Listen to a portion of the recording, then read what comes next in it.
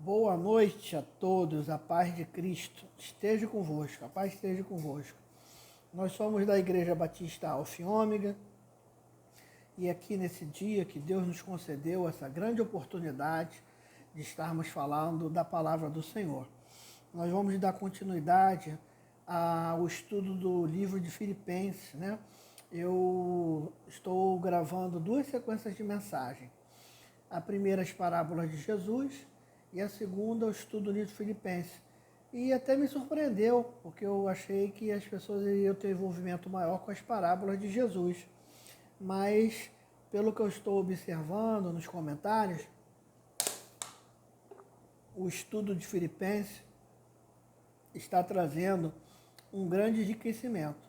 Eu fico muito feliz, a honra de Deus, não nos cabe interpretar, né, qual mensagem será mais alcançada ou não. Isso tudo é feito para a glória do Senhor. Dando continuidade, nós vamos entrar agora em Filipenses 2, do versículo 12 ao 15. Né? E na minha Bíblia está assim, o desenvolvimento da salvação. Nós passamos, né, no Filipenses 1, a introdução, o prefácio, a ação de graças, a situação do apóstolo como contribuiu para o Evangelho, as prisões de Paulo. E a outra mensagem, no capítulo 2, foi a exortação ao amor fraternal e à humildade. E agora nós estamos entrando no desenvolvimento da salvação. É um livro muito rico, um livro que exala a felicidade em meio ao caos. Então, eu acho que isso é interessante. Meu nome é Michel Vinagre, somos da Igreja Batista Alfa e Ômega e estamos aqui para abençoá-lo. Irmãos, vamos dar continuidade ao nosso estudo. Você que gosta de acompanhar, que gosta de ler, Filipenses 2, do 12 ao 15, assim diz a palavra do Senhor. Assim, pois, meus amados, como sempre obedeceste, não só na minha ausência, na minha presença, porém muito mais agora, na minha ausência, desenvolvei a salvação com temor e tremor, porque Deus é quem efetua em vós, tanto querer como realizar, segundo sua boa vontade. Fazei tudo sem murmuração nem contenda, para que vos torneis irrepreensíveis e sinceros, filhos de Deus inculpáveis no meio de uma geração pervertida e corrupta, na qual resplandeceis como luzeiros para o mundo. Então, Paulo ele vai dando contornos, né, a como vivermos, né? Davi ele vai falar sobre a perda da alegria da salvação.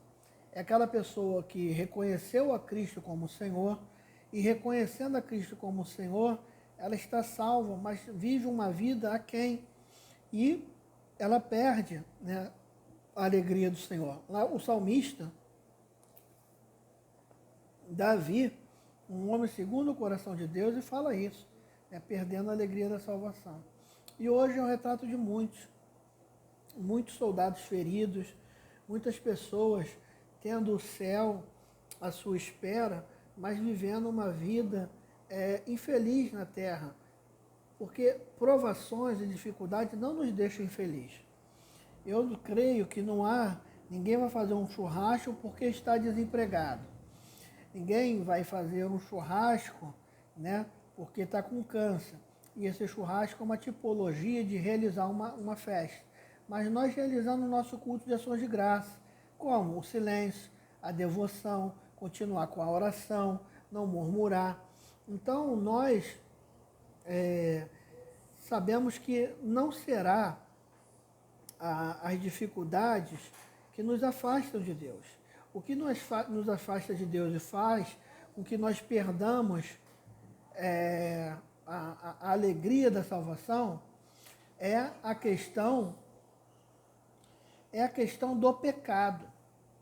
O pecado realmente ele tira a alegria do cristão, uma vida ímpia. E Paulo ele vai começando a falar, assim, pois, meu amado, como sempre sempre obedeceste, não só da minha presença, porém muito mais agora. O que Paulo estava falando? Olha, o verdadeiro cristão, ele tem que ser uma pessoa, o verdadeiro cristão é aquele que se encontra quando ninguém vê. Infelizmente, quantas pessoas fazem um cristianismo para que pastores vejam, para que outros irmãos vejam, e às vezes no seio familiar exalam não ajudar quando podem, exalam fofocas, exalam intriga, exalam sentimentos de superioridade, riem das diferenças. O maior laboratório para que você venha a ser um verdadeiro cristão é a sua família. Porque a família é um grande patrimônio, ela é instituída por Deus, mas ela é muito complexa, ela é heterogênea. Você tem ali seu raio familiar quando você é solteiro, esse espectro ele aumenta quando você é casado, ele aumenta quando você tem filho, e quando chega as pessoas de fora, que seriam os genros, né? Os colegas, amigos que às vezes tomam esse corpo, essa heterogeneia, ela causa borbulhos, ela causa efervescência. E nós temos que aprender a lidar com isso, que não somos o senhor da razão, que não sabemos todas as coisas, compreender como aquela pessoa chega. É um exercício dificílimo, mas desde o momento que eu quero fazer esse exercício em amor, em ternura, reconhecendo como estou errado, pedindo desculpa, já é muito diferente de uma guerra determinada, já é muito diferente de uma guerra estabelecida. Então, você tem que ser cristão para Cristo. As pessoas têm que ver você como servo de Deus. Não adianta você querer ser uma pessoa para pastor. Infelizmente, aquele retrato, a pessoa não sai da igreja, a pessoa está ali e ela está se mostrando para quem? Né? Você serve para quem? No caso, o apóstolo, ele tinha uma grande autoridade espiritual. Ele fala, não é para me obedecer quando eu estou presente, né? E muito mais a Cristo. Então, se um pai, ele fica alegre quando seu filho lhe obedece na sua ausência, o apóstolo Paulo, né, com o peso do apostolado, também se sentia. Muito mais Deus, quando seus filhos exercem, né, toda a confiança, quando seus filhos exercem toda a sabedoria e humildade em nome de Jesus. Então, olha o que a Bíblia vai falar. Obedeceis, porém, muito mais agora, desenvolver a vossa salvação com temor e tremor. O desenvolvimento da salvação, ou seja, a salvação é algo complexo. Eu não quero entrar em doutrina. Os irmãos da Assembleia de Deus e outras denominações interpretam que a salvação se perde. Você se perde essa salvação e só adquire ela até o último minuto de vida. Nós, na Igreja Batista, não acreditamos que a salvação se perca, por vários motivos. A Bíblia diz que nós somos selados com o Espírito Santo de Deus. Quem pode romper o selo de Deus? Ninguém. Correto? Outra coisa, quando você vem com deduções, então se eu sou salvo, sempre salvo, vou para o churrasco, vou ter 2 mulheres, você não é convertido. João, ele é muito claro quando ele diz assim, olha, aqueles que saíram de nós nunca foram de nós. Não é porque sou salvo que eu vou ter esse sentimento, pelo contrário. Você obedece a Deus com medo do inferno, alguma coisa está errada com você. Então você obedece a Deus para não perder a salvação? Então, em primeiro lugar, eu não quero que essa pregação gire discordâncias. Tá? Eu só estou dando uma visão da Igreja Batista, como muitas, que não há perda da salvação para aqueles que se declaram a Deus. Porque o pacto de Jesus, o sangue de Jesus, ele purifica dos meus pecados passados, presentes e futuros. O amor de Deus é muito grande. Será que você está salvo hoje, não está salvo na quinta, volta a ser salvo no sábado? Se Jesus não voltasse na segunda, você já perdia a salvação? Não pode ser tão volúpio assim. E às vezes a pessoa que fala, mas se tiver adultério? E outra grande questão, qual o dia que você não peca? Tem esse dia? Eu não conheço esse dia que você não peca, então ninguém vai ser salvo. Hoje eu não pequei? Não existe isso. Então existem pecados que você pode ser salvo e outros não? Claro que não. Então, esse programa nosso, de YouTube, da página, não é para trazer contenda. Se você pensa diferente, eu lhe respeito, eu lhe amo, né? Cristo nos ama, a Bíblia diz que a multiforme graça de Deus. Então, nós estamos aqui na mais perfeita paz. Então, a todos os irmãos que compreendem que não é salvo, mas está salvo, ou seja, Se algo acontecer de errado, ele perde toda a minha reverência, a sua visão. Mas nós, Batista, a segunda maior igreja do mundo, não interpreta dessa forma. Uma igreja muito séria a nível de estudo. Isso não significa que nos dê a detenção de sermos sempre o certo. Então, Paulo ele vai falar o seguinte, né, muito mais agora, desenvolver a vossa salvação com temor e tremor. O que é esse desenvolvimento? É a santidade contínua, sem a qual ninguém verá a Deus. Então, o santo ele tem que desenvolver isto. Ele tem que estar cada dia cheio de graça. Só que quando eu desenvolvo a minha salvação, eu não evoco para mim um credor de Deus. A Bíblia diz que algum dia, quando Deus chamar, vai chegar a pessoa e falar, Senhor, em teu nome eu expulsei demônio e curei enfermos. Apartai-vos de mim que eu não conheço. O que essa pessoa quis ter? Ela se achava credora de Deus. Eu fiz tudo certo, eu sou isso, eu sou pastor, eu sou cantor. Afastai-vos de mim. Porque Deus sabe quem é o joio e quem é o trigo. Ninguém é credor de Deus. Paulo vai falar que a salvação é mediante a fé e graça. Isso não vem de obra e é dom de Deus para que ninguém se vanglorie. Então eu não posso me vangloriar diante de Deus. A minha salvação é por graça, é por um ato unilateral. Quem morreu foi Cristo. Minha coube simplesmente reconhecer que Ele é o Senhor. Então, Paulo está falando sobre isso, a necessidade dos cristãos não serem escárnio. Hoje nós somos escárnio para a sociedade. Um rouba, outro adultera, mas os dias são maus. Jesus ele faz uma interrogação. Quando vier o Filho do Homem, achará fé na terra? E Paulo vai falar, e por se multiplicar a iniquidade, o amor de quase todos esfriariam. Esse quase todo é uma questão de um percentual mínimo daqueles que já conhecem a Cristo estão com amor frio. Então hoje, nosso maior inimigo não são demônios, não. É a nossa falta de compromisso com o Evangelho. Nós temos que ter compromisso com a palavra. Aquele que pode fazer o bem não faz, peca. Olha o nível da graça de Deus. A graça de Deus, ela pune. Se você pensar que já está num ato sexual com outra mulher, você já é adúltero. A graça de Deus, ao mesmo tempo que ela é o pacto da graça de Deus, ao mesmo tempo que ela é extremamente vantajoso, ela nos traz uma necessidade de obediência muito maior. Então não se confunda a bondade e a longanimidade de Deus, porque Deus no tempo certo irá fazer justiça e juízo, e que sobre nós esteja o temor do Senhor. Versículo 13. Porque é Deus que efetua em vós tanto querer como realizar, algumas traduções, tanto querer como efetuar, segundo a sua boa obra. Você é formado pelo projeto do Senhor. Não existe uma única parte da tua vida que Deus não esteja realizando obra.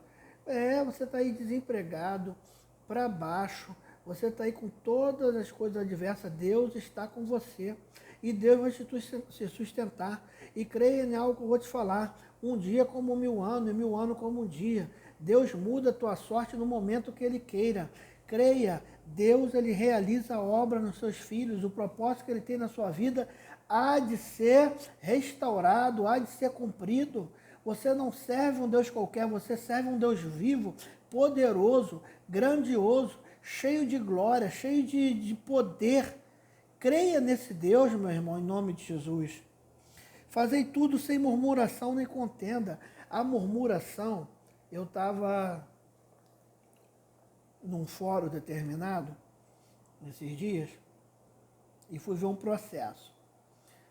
Aí a pessoa devolveu, aí a outra serventuária falou assim, pô, mas o pessoal lá de dentro devolve o processo e nem avisa. Rixa interna de trabalho que é comum, não vamos ser hipócritas.